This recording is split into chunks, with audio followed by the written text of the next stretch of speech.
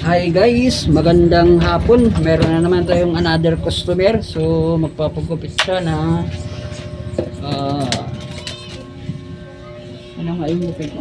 Mulit. Molit. Guys, umpisa na natin kasi medyo dumidilim na ang hapon.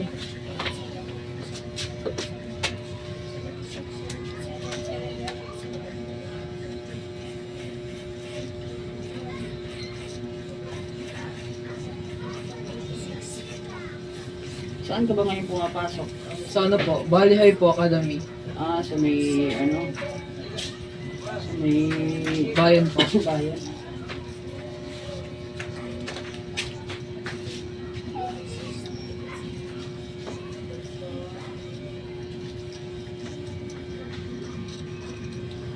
Yung bang Latex Village, yun yung may tinatawag nila Balihay?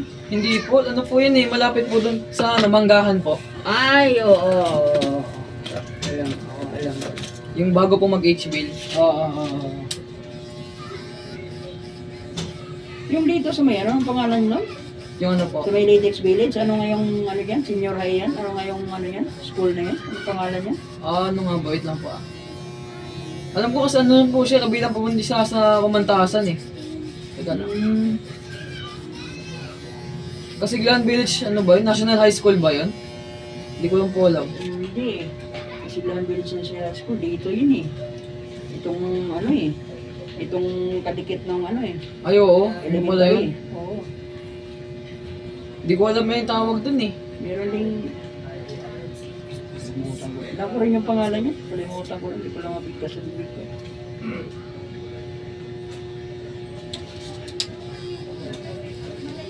Akala ko naman doon ba sa ano pumapasok eh. Ike's ba yun? Sa Ike's hindi po. Yung taas ng Robinson. Oo. Yung pamangkin ko kasi doon nag-aaral eh. Senior high din po. Oo. Ano siya? 11. Grade 11. Grade 11 din po ako.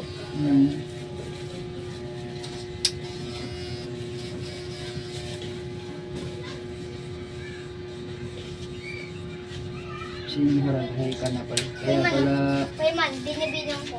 okay lang yung gupit sa mga gano'n. Oh, Ano yan, binibilang ko. Ilan? Ha?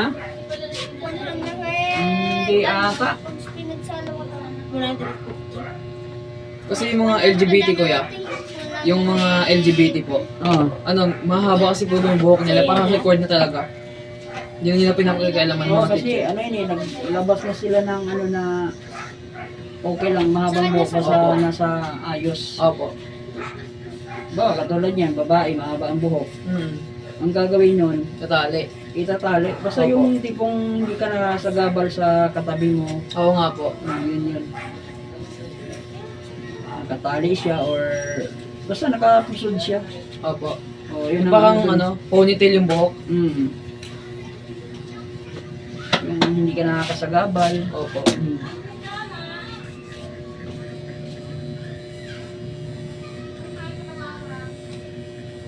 Ganun talaga pagka ano. Pero mayroon din school na ano, mahigpit sa gupit. Opo. Yung kailangan maiksi talaga, no? Oo.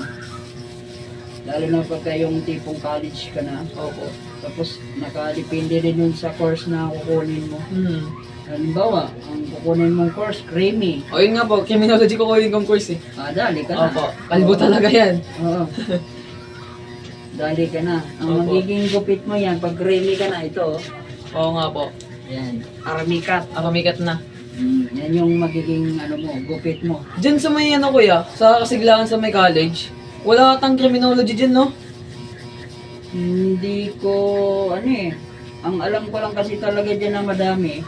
Parang ano yata. Teacher ata. Ayo po. Tapos engineering. Kasi wala akong napapansin minsan na ano, yung nag-criminology ganun. Tsaka, yun, mga business, ano. Hindi ko lang din kasi kabisado dyan eh. Hindi mo sila ka. Oo. Hindi ko lang din kasi kabisado yung mga course dyan sa Kasiglahan, kung anong meron dyan. Opo. Pero yung Premi yata, wala dyan. Magkano kayo yung tuition nun, no? Saan? Sa criminology?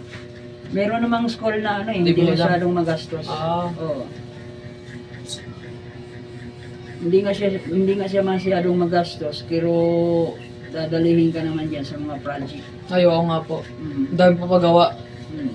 Hindi siya masyadong magastos sa pera. Hmm. Yayariin ka naman sa mga project niya. Pero nakadepende rin sa mga ano. Sa ngayon kasi hindi hindi katulad dati na magastos kapag mag-aaral ka na ng college. Opo.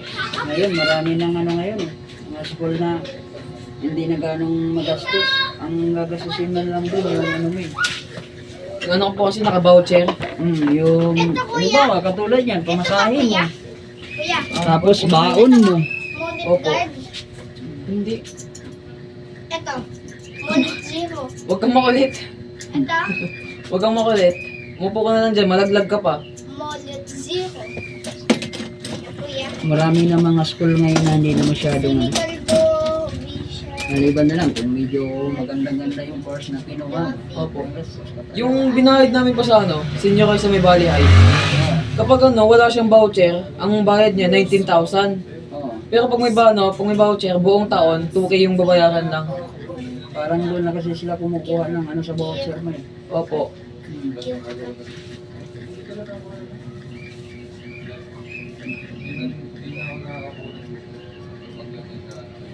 Sa akin, sa ano ko, opinion ko dyan, sa, ano ba, katulad yan, ikaw nag-aaral ka, dapat yung kukunin mong course, yung magagamit mo habang buhay. Oo nga po. Hindi yung kukuha ka ng course, tapos pagdating ng ikaw i-graduate ka na, wala kang trabaho.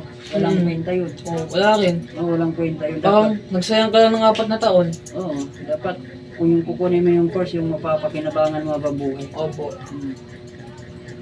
Tsaka yung tipong hindi ka talaga magsisi, bakit ito yung kinuha kong course, tapos hanggang ngayon, wala pa din akong ano eh. Kaya mas maganda kung kumuha ka ng course, yung tipong magagamit mo talaga habang buhay. Opo. Maganda yun yung ano mo, yung course na criminology. Oo nga po.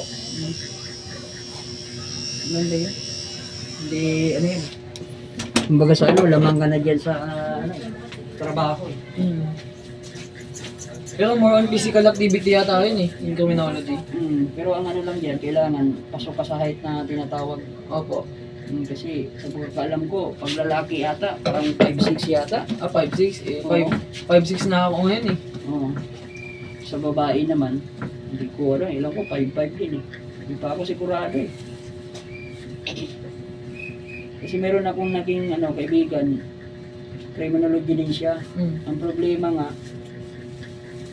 hindi siya umabot dun sa height na ano eh. Na kailangan. Oo. Oo, nangyari. Parang nasa ano lang ata siya, 5'4".